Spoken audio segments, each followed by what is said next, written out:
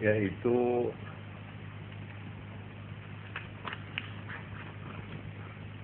tersebut dalam himpunan hadis yang namanya Al-Jami'us Shaghir. Hadis yang ditanyakan itu persis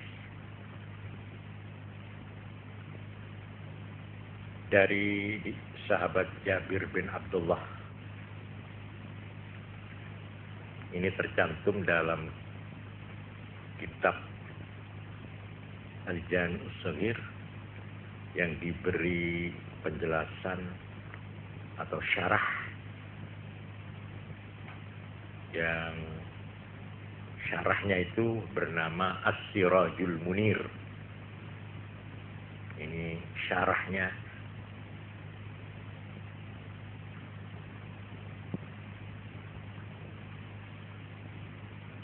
Jami'us Shaghir itu merupakan himpunan hadis yang dikumpulkan oleh Imam Jalaluddin Al-Asyuti atau Asyuti.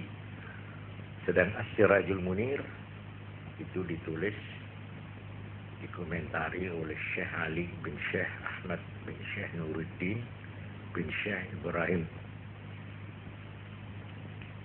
Hadis ini berasal dari sahabat Jabir bin Abdullah.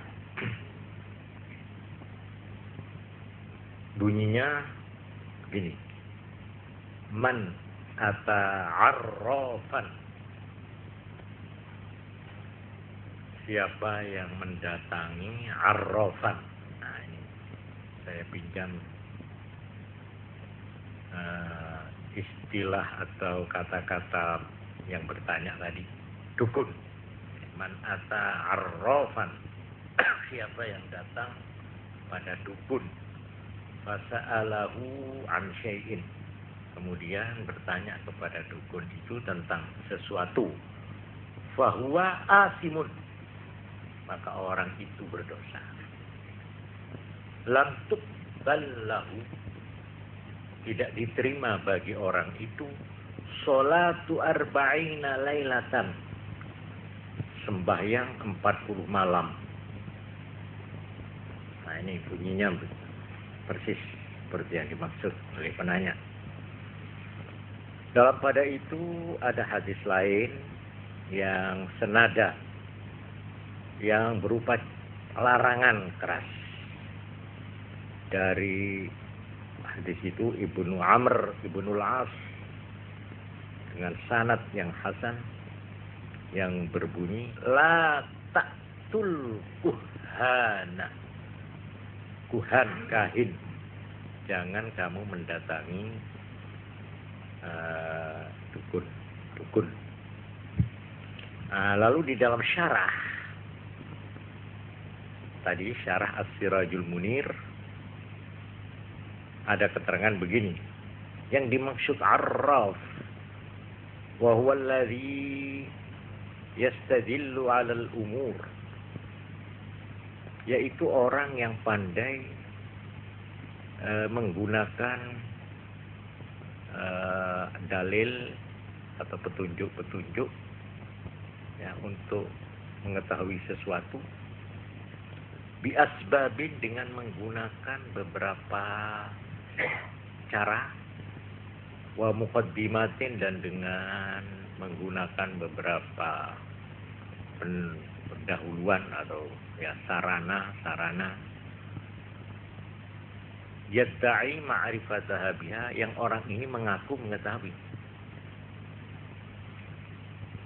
Imam Mannawi mengatakan yang dimaksud arraf yaitu huwa may yukhbiru bil umuril maudiyati, orang yang suka memberitahukan hal-hal yang lewat, yang sudah lewat, au bima khafiya, atau memberitakan hal-hal yang tertutup, yang samar, yang tersembunyi.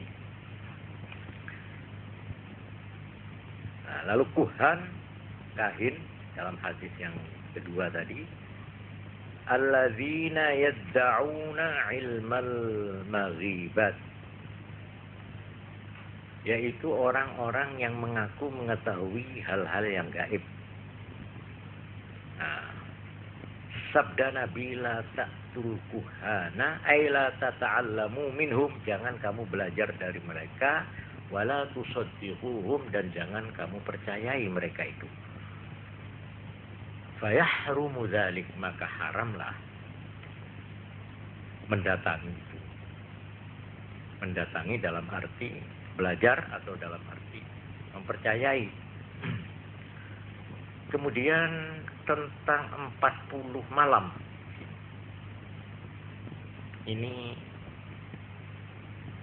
digunakan istilah malam oleh karena orang Arab itu yang sampai sekarang diteruskan oleh Islam selalu memulai hitungan hari almanak peredaran itu selalu dimulai dengan malam. Jadi sampai sekarang begitu. Jadi kalau sekarang ini mulai maghrib itu disebut malam Jumat. Sudah Jumat. Sekarang ini sudah Jumat sampai besok. Jadi memulai menghitung hari itu selalu dari malamnya. Karena itu digunakan arba'ina lailatan, 40 malam itu artinya ya kalau istilah kita 40 hari. Tapi di sini ada keterangan begini. Khussal arba'in ala adatil Arab fi dzikril arba'in was sab'in was tis'in litakfir.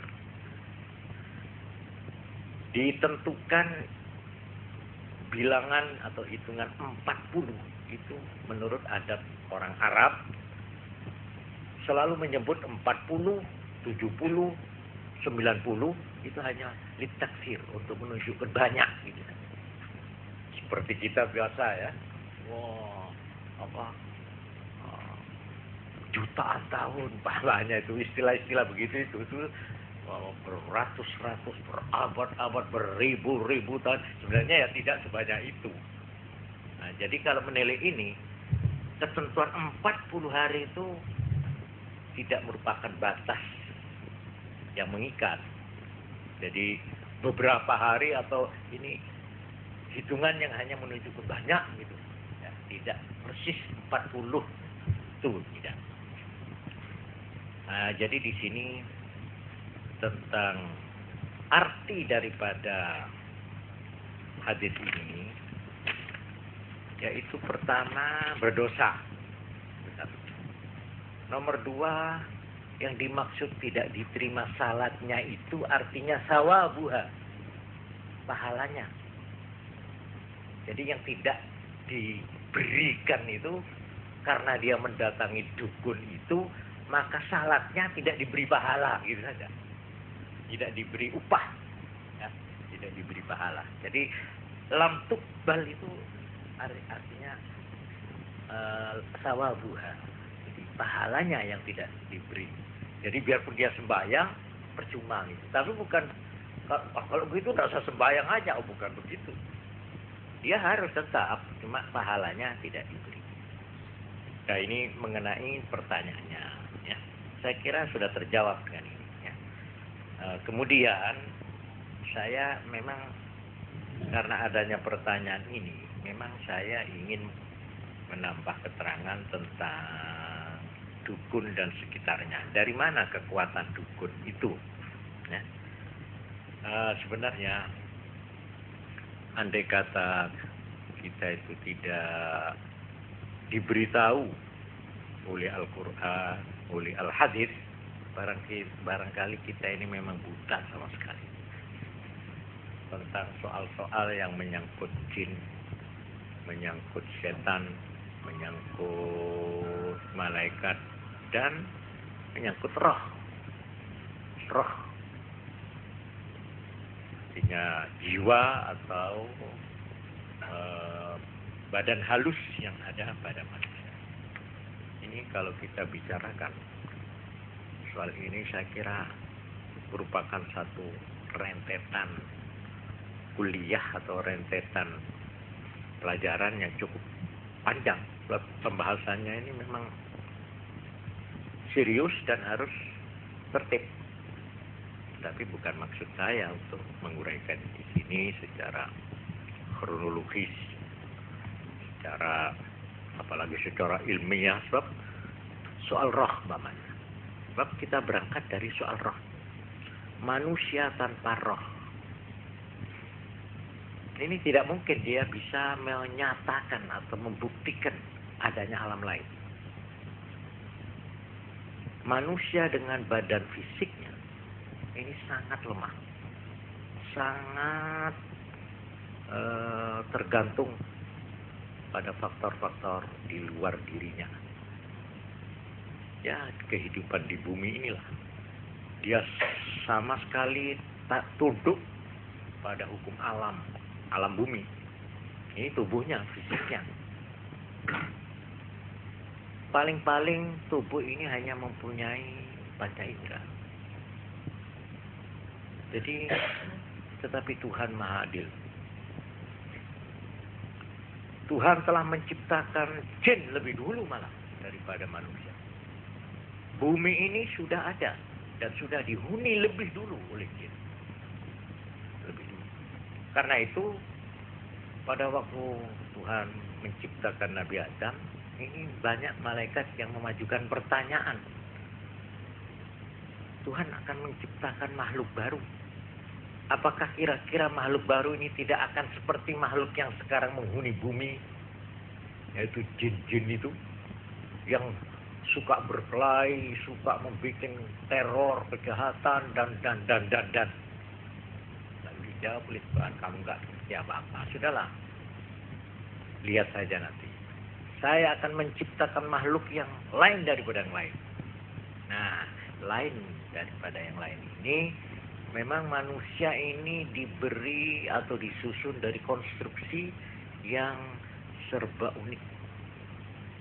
Dia mempunyai jasmani atau badan raga.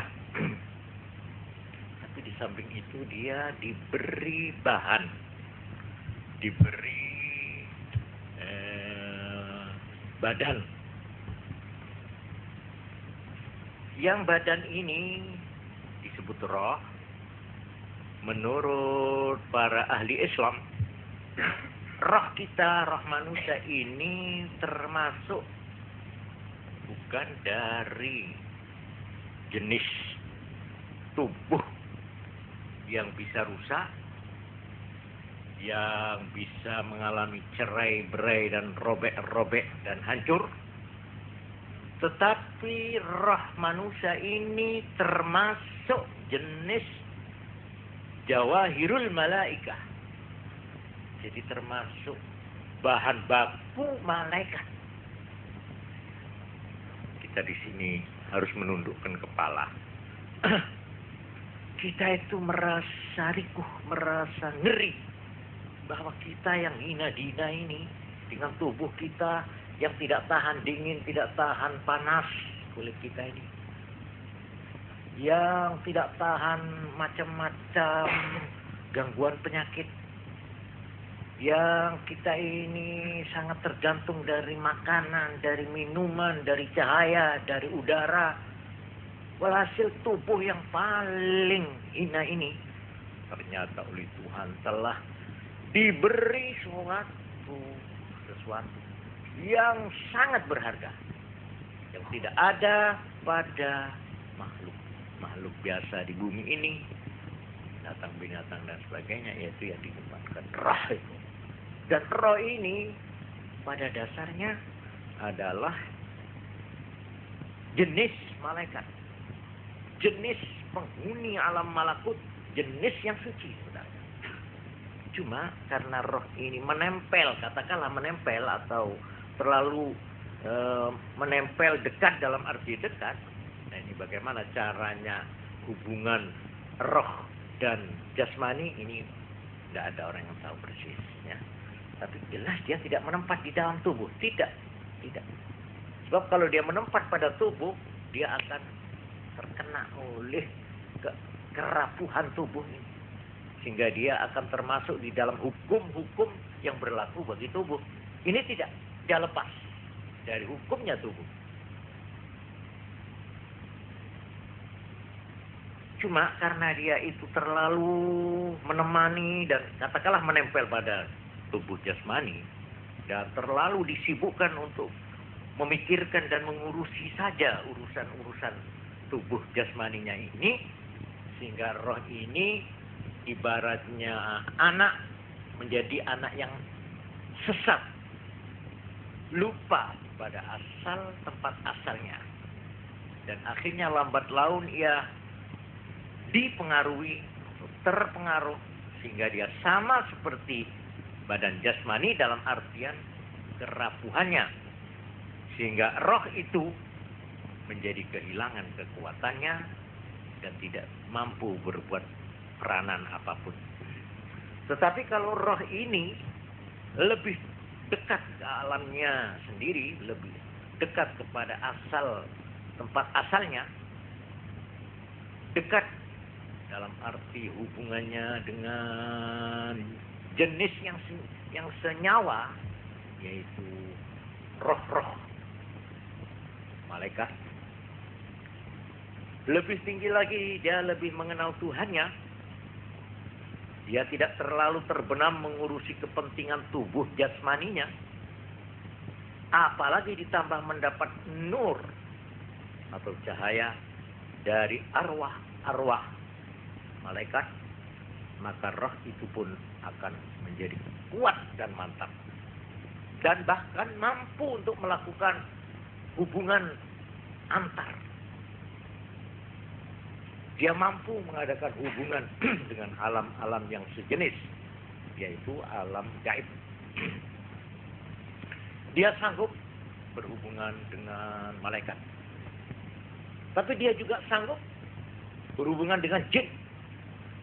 Dia sanggup berhubungan dengan setan. Sanggup. Dia sanggup untuk berhubungan dengan roh, sesama roh manusia, baik yang hidup maupun yang mati. Ini dibuktikan di Eropa dan Amerika, di mana sekarang mereka sudah menemukan suatu latihan dan cara-cara untuk mendatangkan roh orang yang sudah mati, menghadirkan orang-orang sudah mati, terutama di Inggris. Saya melihat di ensiklopedia Islam Dairatul Ma'arif abad 20 di sana seorang profesor namanya Myers, itu di Inggris, di Amerika malah, itu pada abad 19 sudah mengadakan percobaan-percobaan, dan akhirnya percobaan itu menyimpulkan bahwa memang manusia ini mempunyai perwujudan lain, perwujudan yang imaterial, yaitu yang namanya roh halus. Di Inggris pada tahun 1800 sekian, buku itu diterangkan, di sana dibentuk suatu lembaga ilmiah untuk mengadakan riset dan untuk melakukan penyelidikan tentang alam roh. Dan akhirnya, sayang saya tidak bawa, itu ada nama-nama sarjana-sarjana besar dari Cambridge dan dari institut ilmiah, di mana di sana diterangkan lembaga ini telah bekerja selama 30 tahun dan telah berhasil menyusun hasil-hasil riset. Tiap-tiap ada peristiwa-peristiwa aneh, itu selalu diadakan penyelidikan. Akhirnya semua itu dilaporkan di dalam satu laporan, yang ternyata laporan ini menjadi 40 buku besar. Nah, ini boleh sama urus tanya ini. Malah saya yang ingin tahu, apa sudah pernah ada terjemahan ke dalam bahasa Indonesia. Ini ditulis dalam bahasa Inggris.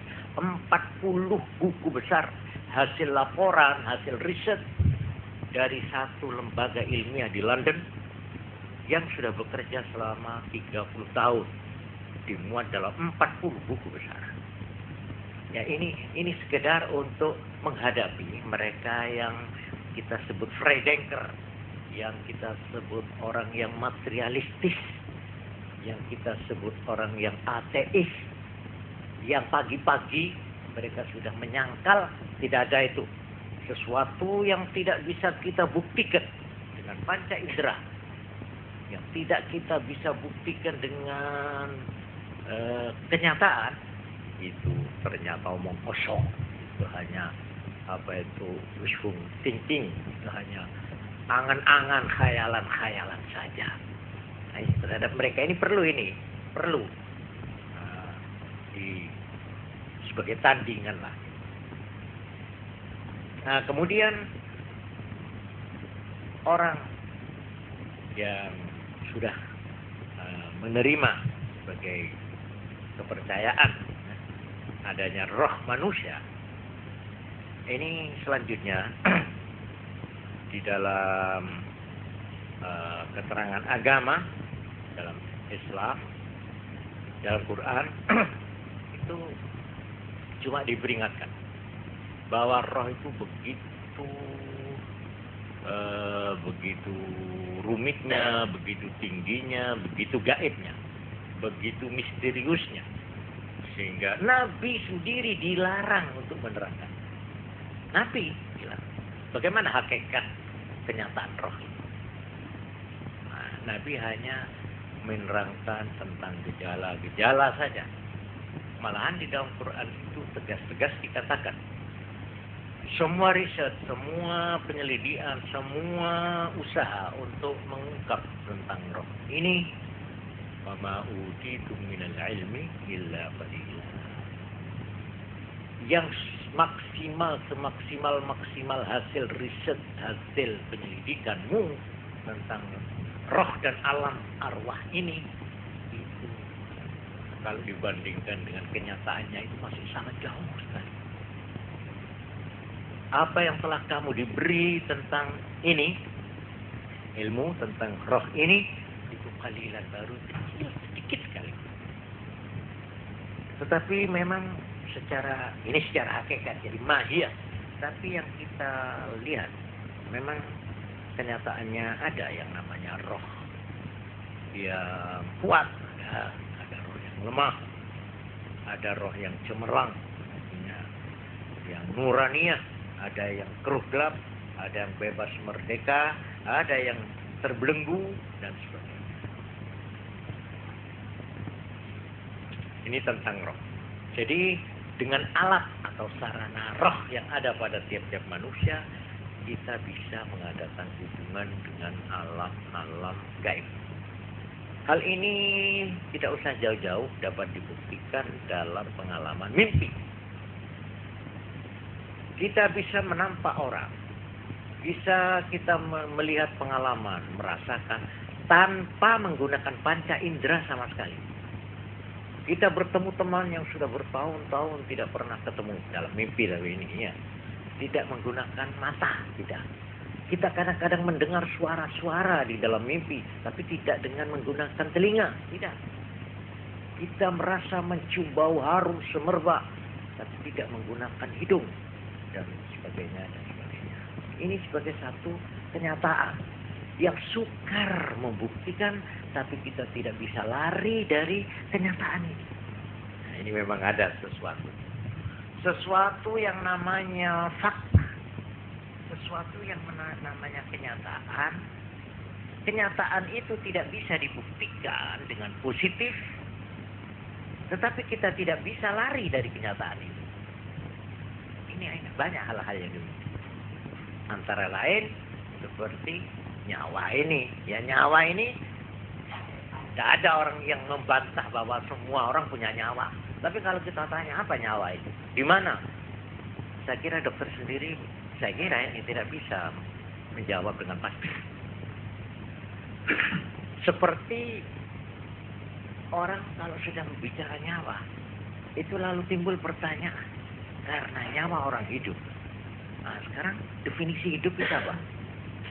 Yang namanya hidup itu sendiri apa? Ini saya kira secara ilmiah, secara definitif, tidak gampang untuk memberikan jawabannya. Tapi kita tidak bisa menyangkal atau lari dari kenyataan bahwa kita hidup. Dan kita merasa hidup. Tapi kalau kita ditanya, apa hidup itu? Oh, pokoknya iso ndelok, iso mangan, iso lah itu gejala, itu tanda, itu bukan hidup, itu tanda. Seperti dokter melihat ini orang mati. Loh, mati itu apa dong? Ya matilah sudah ini. Sudah ada denyutnya. Loh, itu kan tanda itu. Itu tanda itu. Kalau sudah ada berdenyut itu tandanya jantung sudah tidak bekerja. Itu tanda saja. Tapi apa itu mati? Ini wa ma utitu minal ilmi illa qalila kata Quran. Apa yang kamu diberitahu ilmu tentang ini itu baru sedikit. Bagaimana hakikat sebenarnya? Ternyata memang sarjana dan orang-orang yang ahli ini berbeda-beda pendapat. Nah, kalau kita baca umpamanya ilmu apa itu dari alam pikiran Yunani, falsafat bagaimana tentang roh, itu macam-macam. Katanya si ini begini kan, ya begitulah.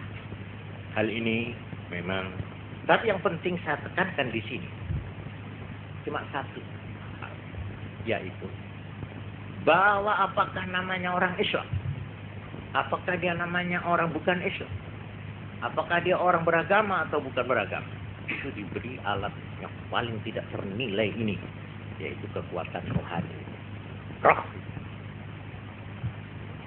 Dan dengan alat ini manusia ini bisa menggunakannya untuk mengadakan hubungan dengan jin. Sanggup. Dan malaikat sanggup. Ini sudah dibuktikan oleh orang-orang antara lain dukun-dukun. Dukun-dukun itu sanggup mengadakan kontak langsung dengan jin. Dengan setan malah. Betul itu. Juga orang-orang yang agama yang saleh-saleh, dia sanggup berhubungan dengan malaikat-malaikat. Malahan bertemu dengan malaikat dalam bentuk manusia, dalam juga mendengar suara-suara malaikat dan sebagainya. Nah, ini saya tidak akan perpanjang. Kemudian saya di sini akan mengutipkan beberapa keterangan ya. Kebetulan saya punya catatan di sini tentang bahwa ada ini, malah ada seorang sahabat Nabi ini tersebut di dalam tafsir Ibnu Katsir, yaitu peristiwa yang dialami dialami oleh, diketahui oleh sahabat Umar bin Khattab ya. Yaitu satu bersumber dari putranya sendiri Abdullah ibn Umar. Ini satu. Terus nomor 2 dari Bara ibnu Azib, ini nama sahabat. Bara bin Azib ini pernah cerita begini. Bainama Umar bin Al-Khattab radhiyallahu anhu yakhthubun nas ala minbari Rasulillah sallallahu alaihi wasallam idz qala. Satu waktu Sayyidina Umar waktu jadi Amirul Mukminin, kepala negara, dia tengah membaca khutbah Jumat atau hari raya, tapi saya kira Jumat, ya dijelaskan.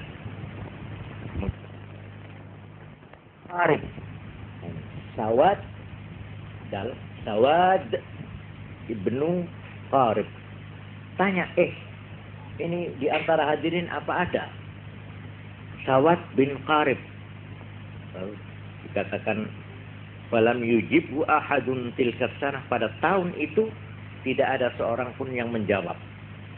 Falamma kanatis sanatul muqbilah, pada waktu tahun berikutnya bertanya lagi si Sayyidina Umar itu, di sini apa ada Sawad bin Qarib? Akhirnya sahabat yang cerita ini, Bara bin Azib, tanya Fakultu, ya Amirul Mukminin, wa ma Sawad bin Kharib? Sampean kok tanya-tanya terus mulai tahun kemarin sampai sekarang kok tanya Sawad bin Kharib itu apa? Faqala lahu Umar. Lalu Sayyidina Umar menerangkan, Inna Sawad ibn Kharib kana batu islamihi syai'an ajiban. Ini Sawad yang saya tanya itu permulaan Islamnya itu betul-betul didahului peristiwa yang aneh, yang misterius. Waktu sudah begitu, tahu-tahu kok muncul si ini Sawad ini lewat di situ, ya. Nah ini orangnya Sawad. Nah, Sawad bin Kharib lalu panggil oleh Sayyidina Umar. Ya Sawad, hadithna bi bad'i islamika kaifa kana. Coba ceritakan bagaimana kamu dulu pertama kali masuk Islam itu. Coba ceritakan di sini. Nah, lalu terus qala Sawad, saya ini dulu dukun. Saya ini dulu di India. Saya menjadi dukun di zaman sebelum Islam ini di India. Wa kana li ra'yun minal jin. Saya ini sering kesurupan jin.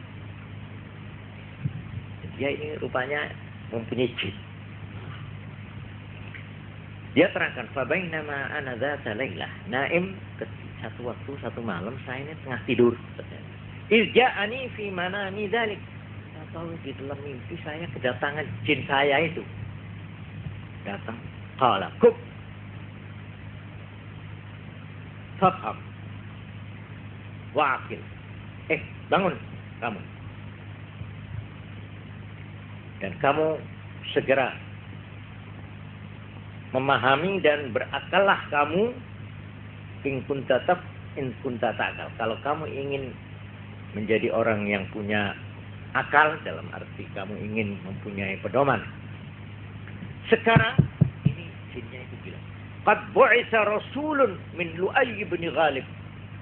Hari ini sudah ada nabi, rasul dari keturunan Lu'ay ibn Ghalib. Terus jin ini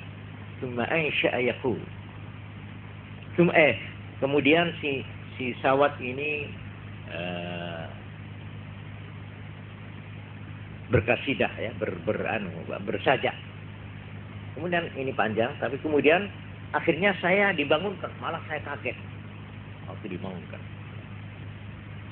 Terus akhirnya jin saya itu menampakkan diri, dia berkata, Ya Sawad ibn Kharib, Inna Allah Azza wa Jalla ba'atha nabiyyan qanhat ilaihi tahtadi wa tursyad. Kamu sekarang pergi ke arah sana, ya. Sekarang Allah telah mengutus seorang nabi besar. Pergilah kamu ke sana supaya kamu mendapat petunjuk dan mendapat betul. Malam yang kedua, falamma kana min al-lailati tsaniyah atani fa ambahani. Datang malam yang kedua, saya didatangi lagi. Berangkat katanya jinnya itu, ya, suruh pergi, berangkat. Falamma kana fil lailati tsalitsah, maka tatkala malam yang ketiga datang lagi. Jadi 3 kali dia datang. Ini tidak seberapa mengindahkan ini. Terus dia menerangkan, falamma sami'tu takarrura laila ba'da laila. Tapi setelah saya berulang-ulang mengalami yang sama, jadi akhirnya waqa'a fi qalbi hubbul Islam. Ya entah dari mana datangnya, tahu-tahu saya itu ada kecenderungan untuk mempelajari Islam. Islam agama, ya iya. Ini keterangan sesudah dia masuk Islam. Entah saya ada semacam merasa rindu. Sehingga saya akhirnya datang saya itu. Saya ingin tahu apa itu. Kok ada Nabi Rasul yang dikatakan ini kok sampai 3 kali datang pada saya. Wa qa'a fi qalbi hubbul Islam min amri Rasulillah ma syaa Allah. Akhirnya saya berangkat dari saat ya secara ini dari lewat darat ini rupanya, ya. Jadi kan tidak lewat laut. Akhirnya setelah sampai hatta ataitu Rasulullah sallallahu alaihi wasallam. Ini ceritanya sahabat ini di depan orang banyak, ada Sayyidina Umar di situ. Terus waktu Nabi melihat saya, ini ceritanya dia. Falamma ra'anil nabiyyu sallallahu alaihi wasallam qala. Waktu Nabi ketemu saya didahului. Ini belum kenal, belum apa. Nabi terus bilang, "Marhaban bika ya Sawad." Selamat datang. Sawad bin Qarib. Qad alimna ma ja'a bik. Saya sudah tahu apa yang menyebabkan kamu datang ke sini. Jadi enggak usah cerita lalu. Akhirnya qultu ya Rasulullah. Baiklah, dia ahli syair rupanya. Baiklah kalau begitu izinkanlah saya ingin bersyair sebentar. Silakan. Kul ya Sawad, silakan. Setelah saya tidak baca di sini syair-syairnya itu. Kemudian setelah selesai Nabi ketawa, tersenyum, gembira. Aflahta ya Sawad, kamu termasuk orang yang bahagia. Sudah, habis cerita berhenti sudah. Terus Sayyidina Umar tanya, sudah, dia menyatakan sudah masuk Islam. Terus Sayyidina Umar tanya, hal ya'tika ra'iyuka al-an? Apa kamu sekarang didatangi oleh jinmu itu dulu? Sekarang ini. Faqala, ini jawabnya. Mundu qara'tul Qur'ana lam ya'tini. Sejak saya membaca Quran, dia tidak datang lagi kepada saya. Ya. Wa ni'mal 'iwadu kitabullah 'azza wa jalla minal jinni. Sungguh sebagai pengganti yang jauh lebih baik adalah Quran, kitabullah. Ya, sebagai ganti dari jin saya itu. Saya sudah tidak perlu jin sekarang karena saya sudah punya Quran, katanya dia. Dan memang sejak saya pegang Quran ini, dia tidak mau datang lagi, katanya. Begitulah, ini sekedar saya ceritakan bahwa jin itu macam-macam. Ada yang baik, ada yang tidak baik, ada yang Islam, ada yang beda Islam. Sampean itu kok sok tahu saja dari mana sampean itu? Ini saya baca di Quran ini, ya. Di Quran, yaitu di surat Jin. Namanya saja sudah surat Jin, ya. Namanya surat Jin, ya. Yaitu surat Jin yang saya kutip di sini berbunyi begini. Coba saya turunkan. A'udzu billahi minasyaitonir rajim. Bismillahirrahmanirrahim. Qul, terangkan Muhammad. Uhiya ilayya, saya diberi wahyu oleh Tuhan. Annahu istama'a nafarum minal jinni, bahwa ketika saya membaca Quran, saya diberitahu oleh Tuhan. Saya sendiri tidak tahu. Diberitahu oleh Tuhan bahwa ada rombongan jin yang ikut mendengarkan bacaan saya. Annahu istama'a, mendengarkan, nafarum minal jinni, satu kelompok satu dari jin. Nafarun itu antara 3 sampai 10. Faqalu inna sami'na Qur'anan ajaba. Ini ayatnya. Kemudian jin-jin yang mendengarkan Quran tadi itu, bacaan saya, mereka mengatakan, wih, kita mendengar sebuah bacaan yang ajaib, yang indah, yang hebat. Yahdi ila rusdi, yang memberi petunjuk ke jalan iman, ke jalan yang benar. Fa'amanna bih, maka kami yang mendengarkan ini beriman dengan Quran.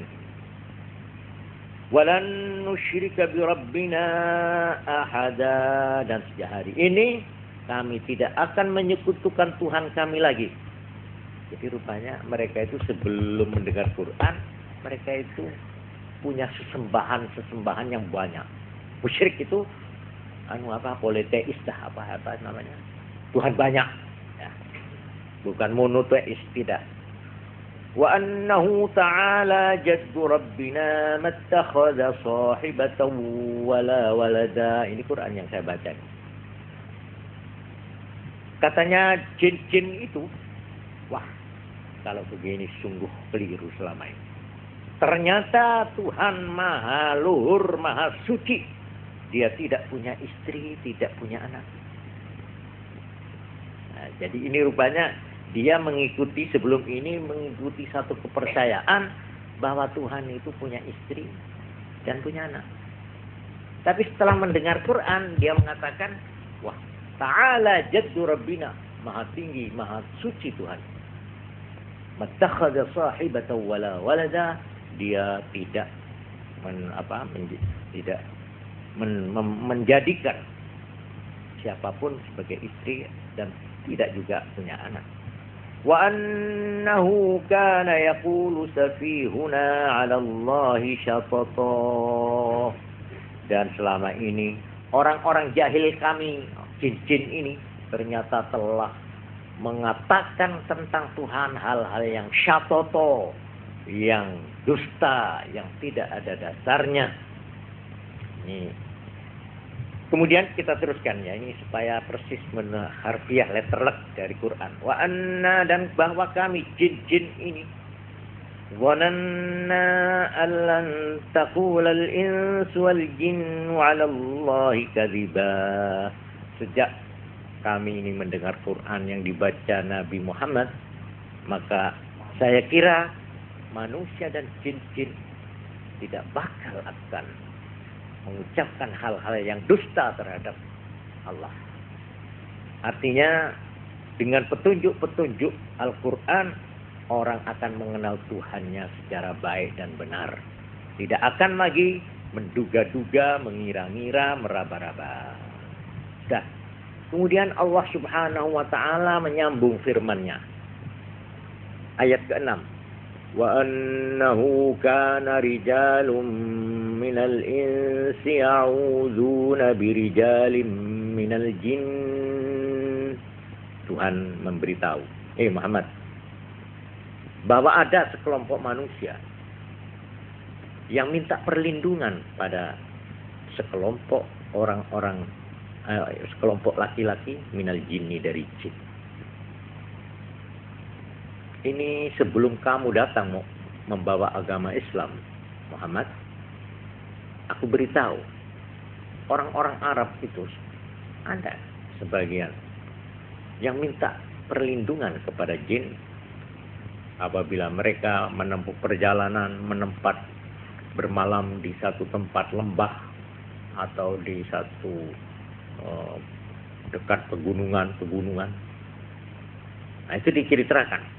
Mereka itu kalau orang Arab sebelum Islam, itu kalau mendatangi satu tempat yang werit,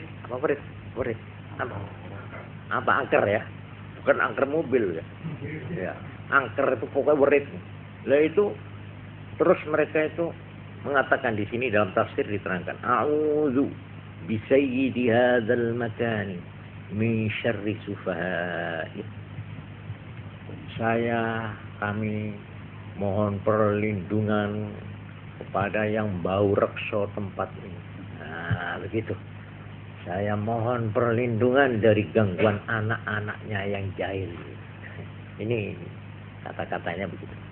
Jadi minta yang bau rekso di sini, jin yang menunggoni, mengawal, menempati tempat ini, supaya dia menjaga kami dari gangguan anak-anaknya, anak-anak buahnya yang nakal-nakal. Tapi Quran mengatakan, firman Allah tadi, fazaduhum rahaqa, karena jin-jin itu dimintai perlindungan oleh manusia, maka mereka jin itu tambah tidak tahu diri, tambah sombong, tambah angkuh, tambah mempermain-mainkan manusia yang minta perlindungan itu. Nah ini rohako ini ada tafsir kata-kata rohako itu tujanan, tambah gila, tambah sombong, tambah lacut, tambah tidak karu-karuan. Ada lagi tafsir tambah berani, jadi tambah berani. Ada lagi tafsir, ini Ibnu Katsir, tambah dibikin teka-teki. Jadi dibikin sampai menjadi apa itu, menimbulkan pertanyaan-pertanyaan yang misterius, yang membingungkan.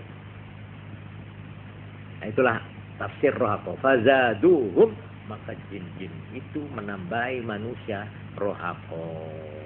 Tambah terbenam, tambah kecakot, tambah tidak bisa keluar. Di sini diterangkan di dalam tafsir bahwa orang Arab yang pertama kali tercatat minta pertolongan jin, perlindungan jin, yaitu satu kelompok minal Yaman min Bani Hanifah. Ada suku Bani Hanifah dari negeri Yaman. Dari sanalah summa fasha fil Arab, berkembang kebiasaan adat ini di kalangan orang Arab sebelum Islam. Falamma ja'al Islamu, maka tatkala datang Islam, syarat ta'awudhu, maka berbaliklah, berubahlah permintaan perlindungan itu billah la bil jin. Tapi minta perlindungan kepada Allah, tidak lagi kepada jin setelah Islam datang. Jadi karena itu diturunkanlah 2 ayat, yaitu qul a'udzu birabbil falaq sama qul a'udzu birabbin nas. Itu minta perlindungan kepada Allah dari gangguan jin. Yang pertama qul a'udzu birabbil falaq itu khusus untuk sihir. An-naffasati fil uqad, yang jin yang suka meniup di dalam ikatan bundelan-bundelan. Uqad. Nah, kalau yang kedua, qul a'udzu birabbin nas, itu gangguan, kebingungan yang ditimbulkan oleh jin atau manusia, ya, di dalam hati, ya. Syarril waswas, ya, dari gangguan. Waswas itu gangguan-gangguan di dalam hati. Allazi yuwaswisu fi sudurin nas, yang selalu mengganggu di dalam hati atau dadanya manusia, minal jinnati wan nas, baik dari jin maupun dari orang, dari manusia. Kemudian di sini diterangkan wa annahum dhannu kama dhanantum an la yab'atsallahu ahada Muhammad, bahwa jin itu pun ada yang menyangka seperti orang-orang menyangka bahwa besok makhluk manusia ini tidak akan dibangkitkan dari alam kubur. Nah, kemudian ayat ini, kita dengarkan ayat ini, ya. Betapa jin itu peranannya dan bagaimana macam-macamnya. Ini ucapan jin yang ditirukan oleh Quran. Wa anna lamasna as-samaa'a fawajadnaha muli'at harasan syadidan wa syuhuba. Kami jin-jin ini sebelum ini menyentuh langit untuk mencuri dengar dari pembicaraan di alam gaib. Tapi sekarang fawajadna muliat harasa, sekarang kami dapati langit, artinya alam gaib, telah dipenuhi oleh penjaga-penjaga yang terdiri dari malaikat-malaikat syadida, yang keras. Dan kecuali itu wasyuhuba, dan juga di sana ada obor-obor panah-panah api. Ini setiap kami mendekat, kami dilempar dengan anak-anak api itu, dengan panah-panah api itu. Wa anna kunna naq'udu minha maq'ida lis-sama', dan bahwa kami jin-jin sebelum diutusnya Nabi Muhammad, kami ini mempunyai tempat khusus di alam sana, di alam langit, di alam gaib, tempat duduk untuk mencuri pendengaran. Tapi sekarang faman yastami'il ana yajid lahu shihabar rasada. Tapi sekarang siapa yang akan mencuri dengar, maka dia akan menemukan anak panah yang selalu mengintai kedatangan kami. Walhasil alam gaib yang tadinya terbuka sejak Nabi Muhammad dilahirkan dan diutus menjadi rasul, tertutup buat kami. Kami tidak leluasa lagi di alam gaib untuk mencuri pendengaran dari apa yang terjadi di kalangan malaikat-malaikat itu. Wa anna la nadri, dan kami tidak tahu, asyarrun urida biman fil ardi am arada bihim rabbuhum rasyada. Apakah karena kita ini tidak boleh mendengar, apakah Tuhan menghendaki manusia yang ada di bumi ini menghendaki baik atau petunjuk atau malah kerugian, sehingga mereka itu tidak bisa menerima berita-berita dari kami, yang selama ini kami selalu membawa berita-berita gaib kepada manusia tertentu. Nah, sekarang saya tidak boleh. Ini apa memang Tuhan bermaksud bahaya apa tidak pada manusia? Ini kami sendiri tidak tahu. Ini omongan yang ditirukan Quran, omongan dari jin. Kemudian jenis-jenis jin dikatakan di dalam Quran begini. Wa anna minnas salihun, bahwa di antara kami jin-jin ada orang-orang yang baik-baik, soleh-soleh, sesudah mendengarkan Quran, yaitu pada waktu Nabi sembahyang subuh, dengar, dan di kesempatan lain, sebab Nabi itu pun diutus jadi rasul bukan hanya kepada manusia tapi juga kepada jin. Wa minna duna dzalik, dan di antara kami ada juga yang kurang dari ukuran orang baik soleh tadi itu. Kunna tara'iqa qidada, kami ini mempunyai macam-macam aliran yang bermacam-macam. Jadi agamanya juga macam-macam. Ya. Agamanya atau fahamnya, imamnya, pendapatnya, walhasil persis seperti manusia jin. Jadi jin itu terbagi-bagi seperti manusia ini. Ada yang terlalu rasional, ada yang ikut aliran ini, aliran itu, aliran macam-macam. Ini tara'iqa qidada. Jadi paham-paham itu mereka persis.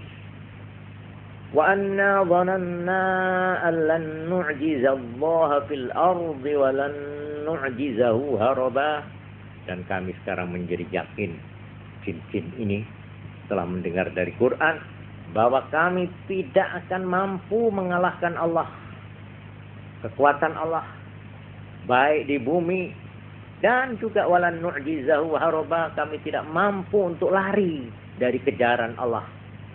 Ya. Baik dimanapun kami bisa diuber-uber oleh Allah dengan menggunakan malaikat-malaikatnya. Jadi alat atau pasukan yang digunakan Allah untuk menghajar dan menundukkan jin adalah malaikat. Baik di langit gaib, di mana mereka selama ini mencuri dengar, sekarang dikawal oleh malaikat dengan bawa anak panah api, tiap mendekat dilempari dengan api. Maupun di bumi, wa anna lamma sami'na al-huda amanna bih, dan bahwa kami setelah mendengar Quran ada yang iman, ada yang Islam. Nah, jadi ada jin yang saleh, yang suka ngaji, yang suka zikrul ini ada. Faman yu'min bi rabbih fala yakhafu bakhsan wala rahaqa. Nah, ini jin satu sama lain bicara. Siapa yang beriman kepada Tuhannya, maka dia tidak akan takut bakhsan, kekurangan, dalam arti nilai kebaikannya akan dikurangi, wala rahaqa, dan tidak pula berkelebihan dari kesalahannya. Jadi menurut kadar kesalahan dan kebaikannya kita akan dinilai oleh Tuhan. Ini kalau mau percaya. Terus ayat yang ke-14 mengatakan, wa anna minnal muslimun. Nah, ini bahwa dari kami jin ada yang muslim, ada yang Islam, wa minnal qasitun, di antara kami juga ada yang nyeleweng, tidak Islam. Faman aslama fa ulaika taharraw rasyada, maka jin yang Islam, maka mereka itu telah menemukan petunjuk. Wa ammal qasitun fakanu li jahannam hataba, orang yang menyimpang, jin yang menyimpang, maka mereka menjadi kayu bakarnya neraka jahanam. Jadi kalau kita kembali, makhluk jin dan manusia itu sebenarnya martabatnya sama. Sama-sama hamba Allah, sama-sama mendapat perintah untuk menyembah Allah. Wa ma khalaqtul jinna wal insa illa liya'budun. Aku tidak menciptakan jin, kata Allah, dan tidak menciptakan manusia illa liya'budun, kecuali untuk menyembah saya. Nah, oleh karena itu, jadi kalau kita mendewa-dewakan jin, itu sama saja. Tidak boleh mendewakan manusia, sama. Manusia dan jin sama. Karena banyak saya Islam, ada jin Islam, sama. Kalau dia bisa baca kitab ini, dia sama dia. Sama saya bisa baca. Nah, kalau dia umpamanya ngerti bahasa Arab, mengerti Quran, saya tidak ngerti, ya dia lebih pintar dari saya. Ini gitu saja. Ya, begitu saja. Tapi kita mendewa-dewakan dia, apalagi lalu memohon-mohon pada dia. Nah, ini mengkhawatirkan ini kepada iman kita. Karena itu pagi-pagi kalau ada orang datang kepada orang yang mempunyai hubungan yang yang erat, apa yang ramah tamah, apa yang akrab dengan jin, itu didosakan, dosa gitu saja. Seperti hadis tadi itu, ya. Jadi kalau kita itu memang orang mukmin, orang Islam, satu-satunya yang harus kita mintai perlindungan cuma Allah saja. Titik. Ini anunya, maksudnya itu, ya. Tapi bahwa orang itu bisa berhubungan dengan jin, iya bisa. Dengan setan bisa. Dengan malaikat bisa. Dengan apa lagi? Itu dengan itu seperti kekuatan hipnotisme, ya, dengan apa telepati, apa itu namanya, menghubungi apa dari jarak jauh, ya. Itu bisa. Ini hebatnya manusia itu loh. Di sini hebatnya. Karena itulah dengan alat yang elektronis ini, ya, yang alat yang ampuh ini, yang tidak ternilai ini, justru manusia diuji itu. Sampai di mana dia bisa memanfaatkan alat ini untuk kebaikan. Seperti juga kita diberi akal oleh Tuhan. Akal ini juga hebat loh ini. Ini bisa membongkar lautan, membongkar bintang-bintang, membongkar tumbuh-tumbuhan rahasia alam dengan akal. Itu kehebatannya. Yang akal ini sebenarnya satu pancaran, satu pantulan dari roh tadi itu. Roh semua itu berpusat pada roh. Jadi roh itu merupakan satu satu dinamo, ya, yang besar dari kekuatan rohani manusia. Ya, sehingga kita itu bisa mendengar. Itu dari mana kekuatannya? Justru dari sumber yang namanya roh. Buktinya kalau mati bisa dengar gitu. Hah? Kalau orang mati disuntik ya tadi ya diam aja. Didoni yang mendengar. Iya toh? Tapi coba lagi, ada lagi yang aneh. Kita itu kalau tidur, artinya roh masih ada, ya. Di pinggir amben mau jatuh, kok bisa lu ngene? Iya, kok ngelak, kok bisa itu, kok otomatis.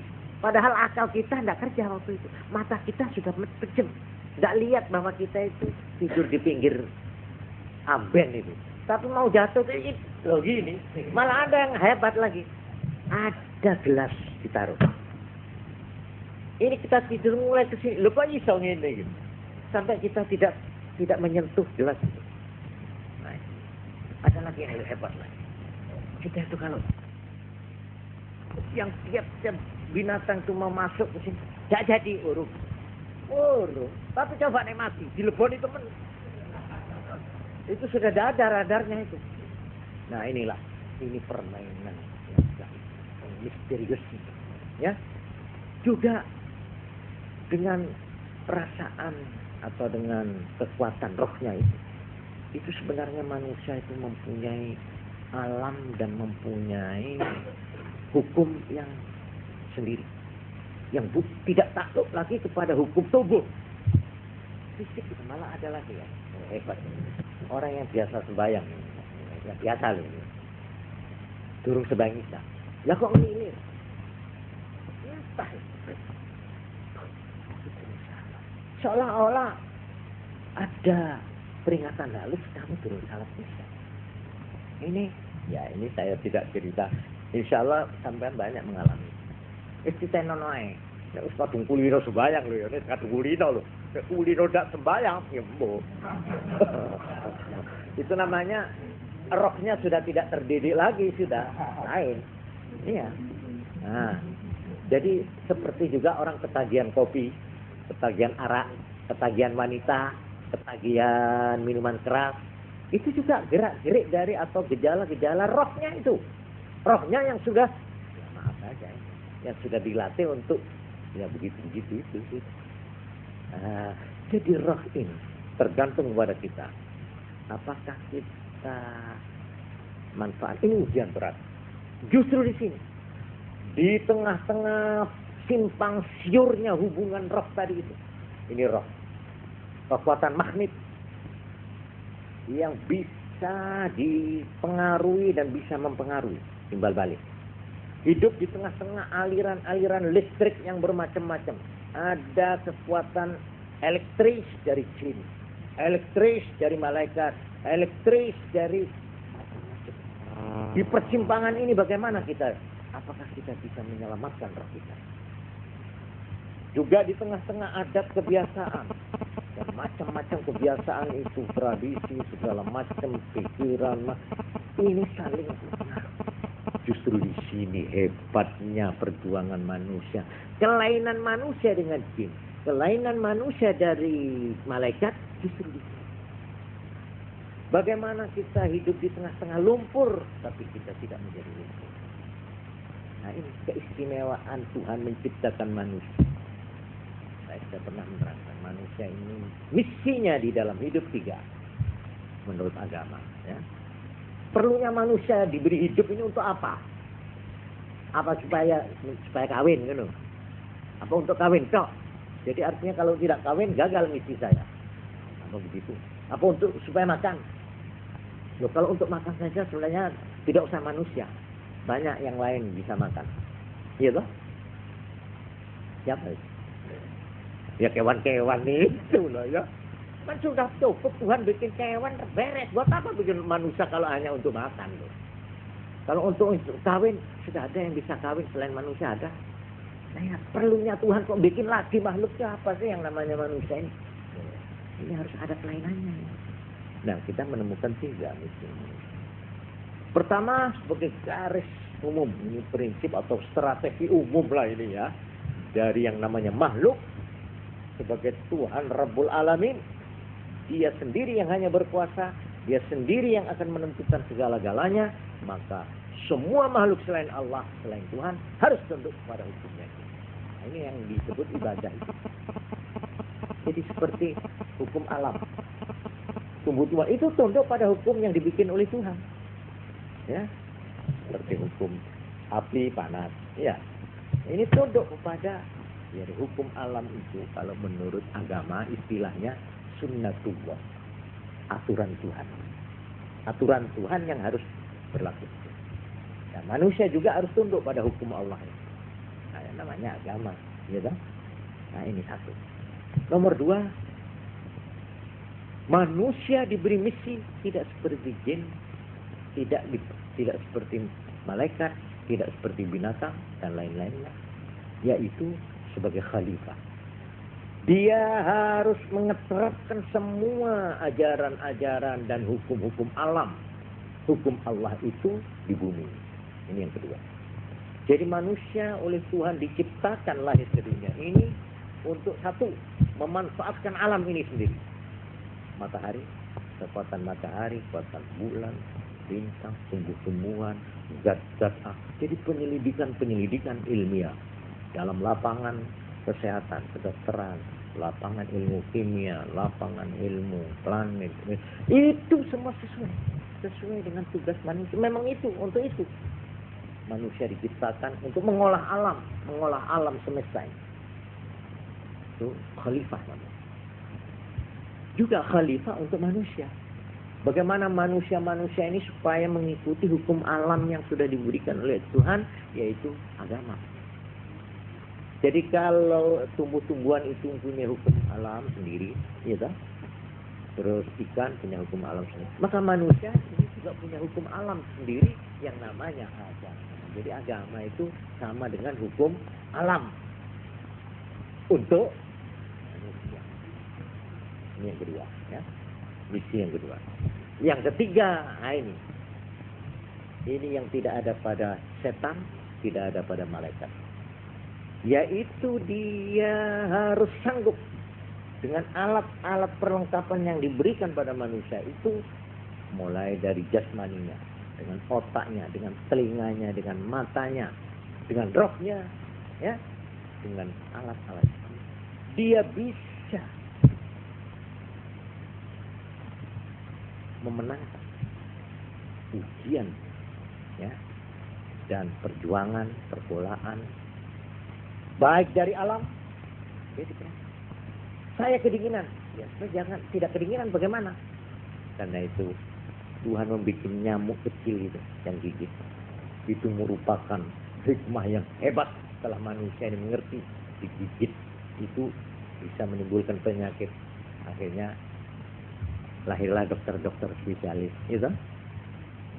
Kalau zaman kuno supaya jangan digigit ya apa? Akhirnya bikin selambu, gitu. Bikin baju. Itu hanya karena semut itu. Jadi andai kata tidak ada semut, tidak ada kemajuan. Tidak ada dokter. Nah, jadi dokter harus berterima kasih kepada nyamuk-nyamuk. Tapi kalau dokter nggak punya Tuhan loh ya. Tapi kalau punya Tuhan, nah, ini memang Tuhan menciptakan saya supaya saya dengan alat perlengkapan yang diberikan pada saya harus berjuang melawan, ya kalau pakai istilah yang gagah ya, melawan alam. Nah, ini artinya mengatasi alam. Itu termasuk misi itu. Kemiskinan, kenapa ada kemiskinan? Ya supaya kamu bisa menangani. Memang Tuhan tidak membuat beres, memang supaya kita berjuang itu. Karena itu ya, kalau ada orang mengeluh, ya apa sih dunia ini kok tidak pernah beres-beres. Kalau beres, tidak perlu manusia, tidak perlu lahir manusia. Ini loh, ini harus kita tangkap ini raja Tuhan. Kita memang gitu. Kenapa penyakit tidak pernah lenyap? Para dokternya lahir seperti marmut. Iya, banyaknya dokter sekarang ini seperti marmut. Tapi kenapa kok masih kalah dengan banyaknya penyakit? Memang itulah dilahirkan. Jadi kita ini kalau sudah tahu begitu, kita ya ini memang ini perjuangan. Memang saya dilahirkan oleh Tuhan ini justru untuk menghadapi ini. Istri mau justru untuk menghadapi yang rebel, inilah saya lahir. Nah, ini istrinya juga begitu. Bapak itu mulai 19 tahun kok pagangin. Ini istri itu sampai dijadikan istrinya dia. Bagaimana kita sanggup enggak di atas perbedaan dan perlainan-perlainan ini, kita mencari jalan modus vivendi, mencari jalan tengah, mencari di antara apa itu istilah sekarang, these, antithese, kita disuruh mencari synthese. Nah, untuk itu kamu manusia dilahirkan begitu. Kalau sudah mengerti gitu, oh ngono kan. Ya wis karuan, loro, ya loro siapa no. Karena dengan loro ini saya merasakan perbedaan. Ya, kondisi badan dengan ini, meriang ini. Nah, akhirnya saya cari dokter. Nah, dokter ini, wah ini meriang sih lain dengan akhirnya ada spesialisasi, ya. Dokternya coro dokter umum tidak cukup, harus ada dokter telinga, ada dokter gigi, ada tenggorokan, ada dokter kulit kan ya toh, ada dokter apa lagi, ada jiwa, ada nanti semua anggota punya dokter ini, ya dokter telinga ya, dokter udel ya, ya ini guyon ya, tapi memang begitulah. Dari hasil perjuangan manusia, ya, yang disebut bala, ibtilah. Ibtilah itu ujian. Memang manusia lahir untuk menghadapi ujian. Ini misi manusia yang ketiga. Ya, tapi kita harus bersyukur bahwa di atas segala-galanya itu kita masih dikasihani oleh Allah. Kita tidak dibiarkan terlantar begitu saja. Kita tidak dilepaskan begitu saja, tapi diberi pegang. Baiklah, kamu sudah mengerti tugasmu. Ini ibarat mobil, dibikin mobil. Ini sudah ada di sini keterangan dari pabriknya. mobil ini terbuat dari begini, ini konstruksinya begini. Cara pemakaian kalau sudah 2000 kilo ini harus ininya ditap, ini harus begini, sembayang, ini puasa. Itu cara pemakaian itu. Ini kita ini dibikin pabrik ya, lalu diikuti keterangan. Ini namanya manusia. Manusia ini terdiri dari ini. Ini biasanya begini, banyak itu isinya agama itu sudah ya. Jadi agama itu sebenarnya itu apa kalau istilahnya ya konstruksinya dan juga cara pemakaiannya. Jadi kalau orang ingin tahu saya sebagai mobil ini bagaimana menggunakan mobil ini, bacalah dulu keterangan bagaimana konstruksinya dan pemakaiannya, kekuatannya supaya tidak lekas amok. Nah, itu umpamanya tap ya, di tap anunya itu olinya setiap berapa kilo itu 1000 apa. Nah, nanti kalau ini supaya diganti dan ini caranya air ini harus begini ya, ini macam-macam sudah.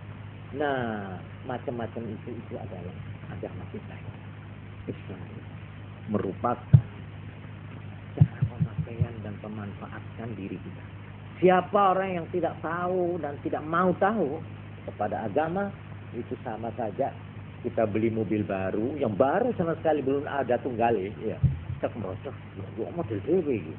Baru dicek kok buka dewe, anunya itu, lawangnya itu buka, lulu. Ini apa? Nah, kita akan menjadi ketawaan nanti. Kalau kita yang ketawa, kalau manusia, yang malaikat itu ketanya, dari ngerti teknik mobil ya.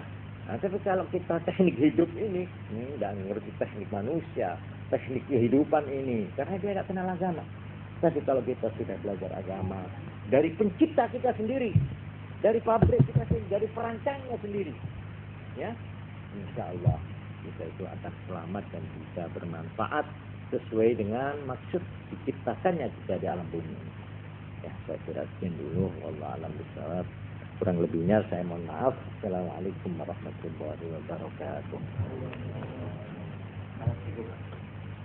Jin apa mati? Jin